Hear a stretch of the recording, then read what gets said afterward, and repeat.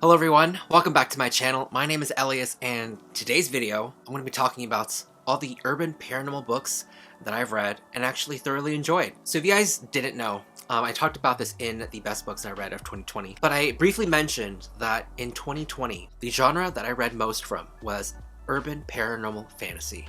I think this is a really interesting and sort of a really intriguing genre just because there's just a plethora of different varieties, different things that you can do with it. All the books that I'll be talking about are mostly adults. I did not expect going into 2020 to be reading so much from this particular genre. But I have no regrets because there are some good ones that I read and there are some bad ones, and I'll be talking about all of them. What really helps though was that all the books I'll be talking about belong to series. There weren't standalones, they all belong to distinct series. I'll be talking about 4 of them today. And like 2 of the series has like more than 10 books. So I feel like it was a huge accomplishment for me, but also like it wasn't because I had such a fun time just plowing through these series and books. The phrase urban paranormal fantasy is so interesting to me, the title itself, because each word and element sort of stands on its own. I really got to read and explore all about that with these books. So I found that there's actually like a really big fan base, like a really sort of niche community within the urban paranormal fantasy readers. There are authors that I read from that are really beloved and well known. It was also really fun not knowing what to expect. To a certain degree, you know that these books either follow supernatural creatures or have people with certain abilities. They all take place in this real modern world today. And most of the time I felt a sort of keen nostalgia when it came to reading these books because a lot of them, like I said before, have to do with the supernatural. So you can expect werewolves, vampires, fairies, and everything like that. It really reminded me of the days when I started reading YA. There are more than 30 books that I read. 30. That's almost half of the books that I read last year. Almost half.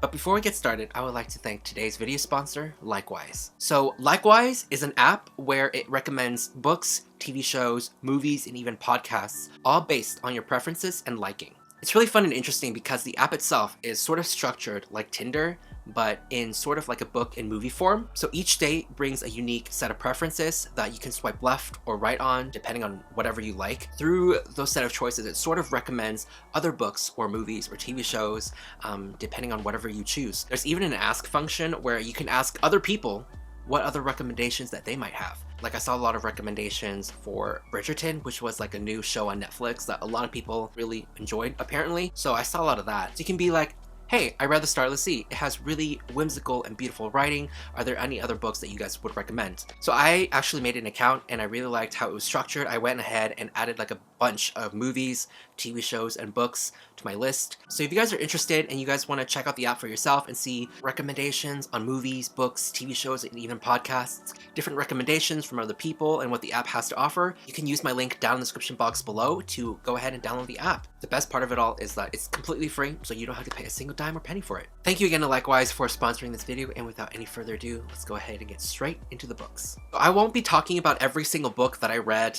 in each of the series. I'll be just talking about my overall thoughts on the particular series and whether or not I liked it or recommend it, but I'll be going from my favorites to the worst. So coming in at number 1, I actually saw the cover at the used bookstore and I was like, there's no way that I will be having this book on my bookshelf because number 1, the cover, and number 2, I didn't know if I actually liked it or not. So I went ahead on my Overdrive app, which by now I transferred over to Libby, but I went to Overdrive, so I signed into my designated library and borrowed a couple of the books from the series. And this series is the Mercy Thompson series by Anne Bishop. I'll insert the cover here. You can clearly see why I didn't want to get this book yet because I didn't know if I liked it, and the cover itself is ugly, not gonna lie. As each book progresses in the series, the covers do get slightly better, especially towards more of the recent books. I'll show you guys here. Since I liked the books in the series overall so much, I eventually went to the used bookstore and bought them myself. There's one, here's another one right here.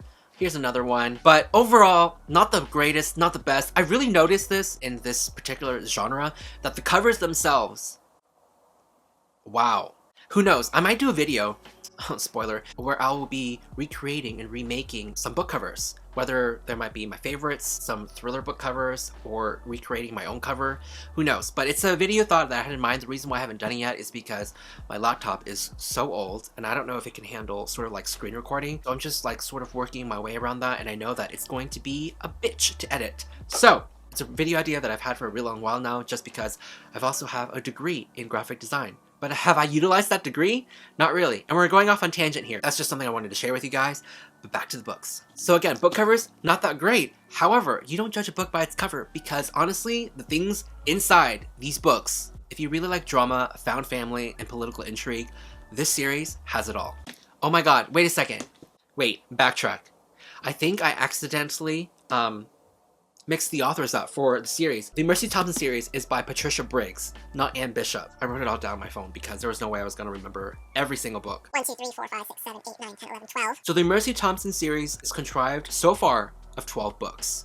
What I really enjoyed most about the series is that each book is almost a contained storyline. So in a way, you can almost read each book separately, but I feel like you will be missing overall from the main plot of each book, because each book sort of has its main antagonist, its main villain. It's sort of like the episodic TV format where it has like a villain a week in like the superhero shows. There are pros and cons to it. It can get really repetitive. However, reading about it, you got to know so much more about the world, about how these characters develop with each other, and about how they grow closer and bond with each other. So the series essentially follows a mechanic named Mercy Thompson. She is a coyote shifter, and as far as she knows, she is pretty much the only one left alive in the world. In this world, we have werewolves and vampires. It's really interesting reading and knowing more about what would happen to the public if they found out about sort of these supernatural creatures. It wasn't all at once at the same time. It was more like each community exposing themselves one at a time. It was fairies first, and then it was werewolves, and it was really interesting how the different politics, the different dynamics and perspectives that other people had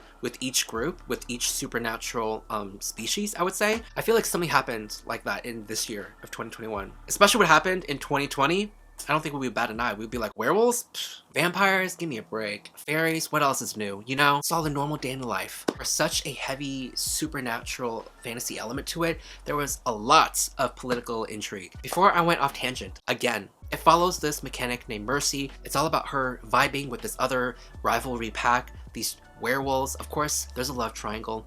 And let me just say, the romance in this series was actually, I was really pleasantly surprised. Yes, there's a love triangle, but it's not stretched out throughout all 12 books. She eventually finds her one and true love and they settle down. It can get really repetitive with all these creatures you all know. You all know the basic structure of a vampire, of a werewolf.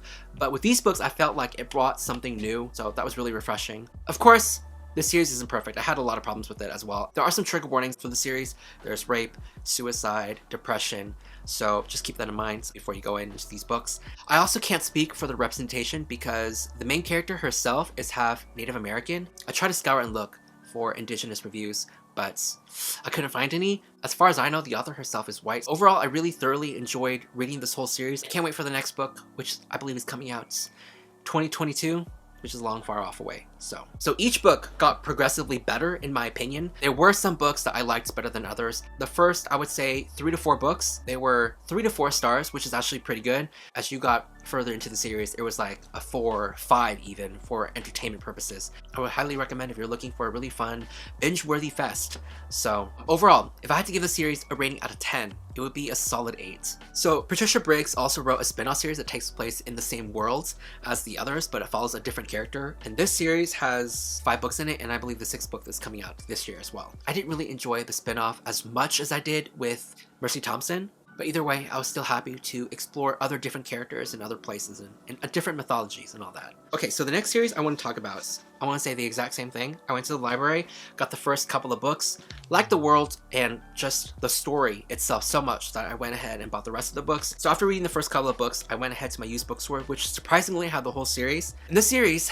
is written in red, or The Others by Anne Bishop. So again, let's talk about the covers because what is happening between the previous series that I talked about? This series is such a huge contrast in terms of tone. This series is a lot darker, a lot grittier, mainly because it sees humans as the enemy. It takes a certain twist where if humans discovered that they weren't the world's most ferocious predator, that they weren't number one, they are allowed to live because they are useful to these other creatures who were there long before humans ever were. And I thought the angle itself was really interesting to read about, knowing that every single human being on the planet was viewed as food from these other creatures. This series also contains werewolves and vampires. However, they're not explicitly known as your traditional werewolves or vampires. I had to give Anne Bishop props because she sort of shifted my whole perspective and views on how to view sort of these different supernatural creatures. It was like I was reading them about them for the first time.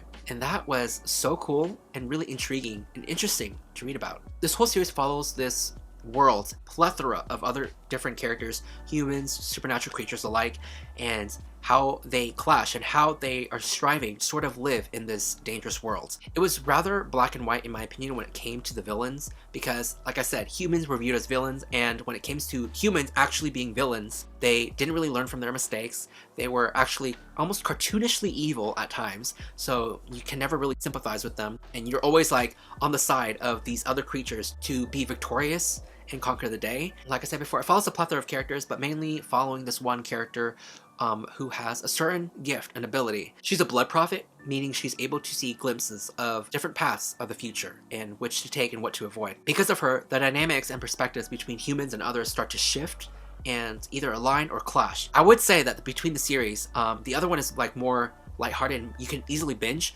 This one is at a very slow burn, such a slow pace. Like in the first book, there isn't much plot that's happening like at all. I would even say for the whole entire series, it isn't very story or plot focused. It's vigorously character driven and how these characters sort of interact with each other. Let's talk about the romance for a second, because I'm not really huge on romance in general when it comes to books. I don't think I've ever read such a slow burn romance in my entire life. And it isn't sort of like your steamy slow burn romance I feel like you're traditionally like looking for. It was so slow. It literally took a whole entire damn series for the main characters to kiss. It sounds like I have a problem with this, but I don't. It was just funny to me how I realized that, wow, it took 5 whole books for the main characters to actually end up together. If you're really looking on a really slow paced sort of supernatural vibe with a lot of like politics, then the series would be for you. There's also a spin-off in the same world that I also read from the author as well, and both of them were equally enjoyable. So out of 10 for the other series, I would probably give this a strong 7.5 out of 10. So the next urban paranormal series I want to talk about is Hidden Legacy